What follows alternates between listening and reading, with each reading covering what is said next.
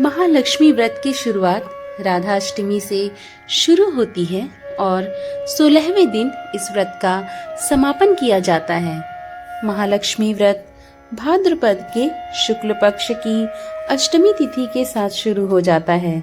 इसी दिन को राधा रानी के जन्मदिन के रूप में राधाष्टमी का पर्व भी मनाया जाता है। महालक्ष्मी व्रत करने से देवी लक्ष्मी प्रसन्न होती है और अपने भक्तों पर अपनी कृपा दृष्टि बनाए रखती है।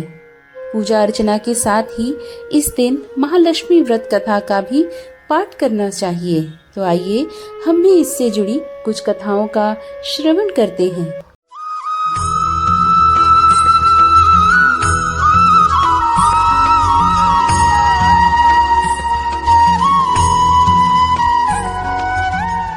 हरे कृष्णा।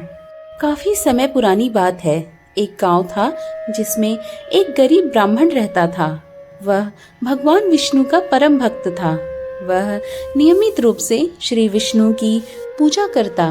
एक बार श्री हरि ने उस ब्राह्मण की पूजा से प्रसन्न होकर उसे वर मांगने को कहा। तब ब्राह्मण ने इच्छा जाहिर की कि लक्ष्मी जी का निवास उसके घर में हो। यह सुनकर विष्णु जी ने लक्ष्मी जी की प्राप्ति का मार्ग ब्राह्मण को बताया। विष्णु जी ने कहा कि मंदिर के सामने एक स्त्री आती है जो यहाँ आकर उपले थोपती है। उसे अपने घर आने का निमंत्रण दो। वही धन की देवी है। जब लक्ष्मी जी तुम्हारे घर आएंगी तो तुम्हारा घर धन धान्य से भरपूर हो जाएगा। इतना कहकर विष्णु जी ध्यान मग्न हो गए। अगले दिन सुबह 4 बजे से ही मंदिर के सामने ब्राह्मण आकर बैठ गया। कुछ ही देर में लक्ष्मी जी उपले थापने वहां आई। ब्राह्मण ने उनसे उनके घर चलने का निवेदन किया। यह सुन लक्ष्मी जी समझ गई कि यह सब विष्णु जी ने ही उसे करने के लिए कहा है। तब उन्होंने ब्राह्मण से कहा कि तुम महालक्ष्मी व्रत करो। यह व्रत 16 दिनों तक व्रत करने और 16वें दिन रात को चंद्रमा को अर्घ देने के बाद ही तुम्हारा मनोरथ पूर्ण होगा। इसके बाद लक्ष्मी जी की पूजा कर ब्राह्मण ने देवी को उत्तर दिशा की ओर मुंह करके पुकारा। उसकी तपस्या से प्रसन्न होकर माँ ने अपना वचन पूरा किया। तब से ही यह व्रत पूरी श्रद्धा से किया जाता है। ऐसा करने से व्यक्ति को माँ का आशीर्वाद प्राप्त होता है। एक अन्य कथा महाभारत काल की है। एक समय महर्षि श्री वेदव्यास जी हस्तिनापुर पधारे। उनका आगमन सुन महाराज धृतराष्ट्र उनको आदर सहित राजमहल में ले गए। स्वर्ण सिंहासन पर विराजमान कर चरणोदक ले उनका पूजन किया। श्री व्यास जी से माता कुंती तथा गांधारी ने हाथ जोड़कर प्रश्न किया, हे महामुने, आप त्रिकालदर्शी हैं, अतः आपसे हमारी प्रार्थना है कि आप हमको कोई ऐसा सरल व्रत और पूजन बताएं जिससे हमारी राज्य लक्ष्मी, सुख संपत्ति, पुत्र पौत्रादि व परिवार सुखी रहें। इतना सुन श्री वेदव्यास जी कहने लगे, हम एक ऐसे व्रत का पूजन व वर्णन कहते हैं जिससे सदा लक्ष्मी जी का निवास होकर सुख समृद्धि की वृद्धि होती है। यह श्री महालक्ष्मी जी का व्रत है जिसे प्रतिवर्ष अश्विन कृष्ण अष्टमी को विधिवत किया जाता है। हे महामुने, इस व्रत की विधि हमें विस्तार पूर्वक बताने की कृपा करें। तब व्यास जी बोले, हे देवी, यह व्रत भाद्रपद शुक्ल अष्टमी से प्रारंभ किया जाता है। इस दिन स्नान करके 16 सूत के धागों का डोरा बनाएं, उसमें 16 गांठ लगाएं, हल्दी से पीला करें, प्रतिदिन 16 दूब व 16 गेहूं डोरे को चढ़ाएं। अश्विन कृष्ण अष्टमी के दिन उपवास रखकर मिट्टी के हाथी पर श्री महालक्ष्मी जी की प्रतिमा स्थापित कर विधि पूर्वक पूजन करें। इस प्रकार श्रद्धा भक्ति सहित महालक्ष्मी जी का व्रत पूजन करने से आप लोगों की राज्य लक्ष्मी में सदा अभिवृद्धि होती रहेगी। इस प्रकार व्रत का विधान बताकर श्री वेदव्यास जी अपने आश्रम को प्रस्थान कर गए।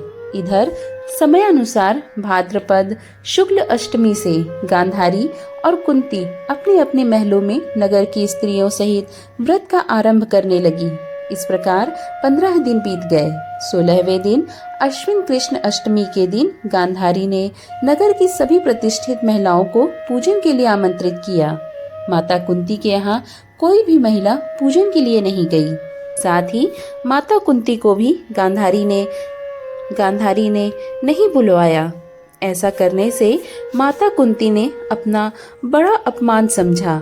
उन्होंने पूजा की कोई तैयारी नहीं की और उदास होकर बैठ गई। जब पांचों पांडव युधिष्ठिर, अर्जुन, भीम, नकुल और सहदेव महल में आए तो कुंती को उदास देखकर उन्होंने पूछा, हे माता, आप इस प्रकार उदास क्यों हैं? आपने पूजन की तैयारी क्यों नहीं की? तब माता कुंती ने कहा, हे पुत्र, आज महालक्ष्मी के व्रत का उत्सव गांधारी के महल में मनाया जा रहा है।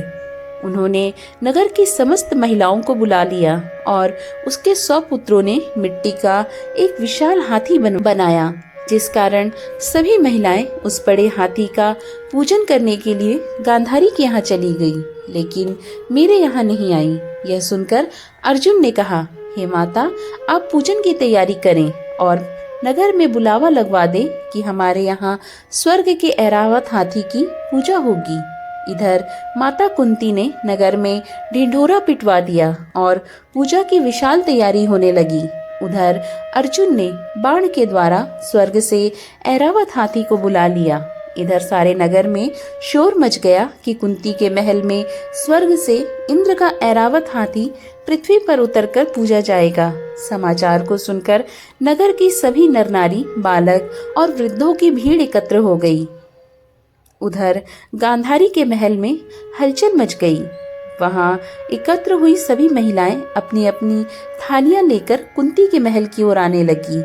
देखते ही देखते कुंती का सारा महल ठसाठस भर गया। माता कुंती ने ऐरावत को खड़ा करने हेतु अनेक रंगों के चौक पुरवाकर नवीन रेशमी वस्त्र बिछवा दिए। नगरवासी स्वागत की तैयारी में फूल माला, अबीर, गुलाल, केसर हाथों में लिए पंक्तिबद्ध खड़े थे। जब स्वर्ग से ऐरावत हाथी पृथ्वी पर उतरने लगा तो उसके आभूषणों की ध्वनि गूंजने लगी। ऐरावत के दर्शन होते ही जय जयकार के नारे लगने लगे। सायकाल के समय इंद्र का भेजा हुआ हाथी ऐरावत माता कुंती के भवन के चौक में उतर आया। सब नर नारियों ने पुष्पमाला, अबीर, गुलाल, केसर आदि सुगंधित पदार्थ चढ़ाकर उसका स्वागत किया। राज्य पुरोहित द्वारा ऐरावत पर महालक्ष्मी की मूर्ति स्थापित करके वेद मंत्रोच्चारण द्वारा पूजन किया गया।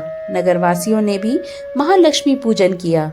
फिर अनेक प्रकार के पकवान लेकर ऐरावत को खिलाया और यमुना का जल उसे पिलाया गया। राज्य पुरोहित द्वारा स्वस्ति वाचन करके महिलाओं द्वारा महालक्ष्मी का पूजन कराया गया। 16 गांठों वाला डोरा लक्ष्मी जी को चढ़ाकर अपने अपने हाथों में बांध लिया। ब्राह्मणों को भोजन कराया गया। दक्षिणा के रूप में स्वर्ण आभूषण, वस्त्र आदि दिए। तत्पश्चात महिलाओं ने मिलकर मधुर संगीत लहरियों के साथ भजन कीर्तन कर संपूर्ण रात्रि महालक्ष्मी व्रत का जागरण किया। दूसरे दिन प्रातः राज्य पुरोहित द्वारा वेद मंत्रोच्चार के साथ जलाशय में महालक्ष्मी की मूर्ति का विसर्जन किया गया। फिर ऐरावत को विदा कर इंद्रलोक को भेज दिया। इस प्रकार जो स्त्रियां श्री महालक्ष्मी का विधि पूर्वक व्रत और पूजन करती हैं, उनके घर धन धान्य से पूर्ण रहते हैं तथा उनके घर में महालक्ष्मी का सदा निवास रहता है।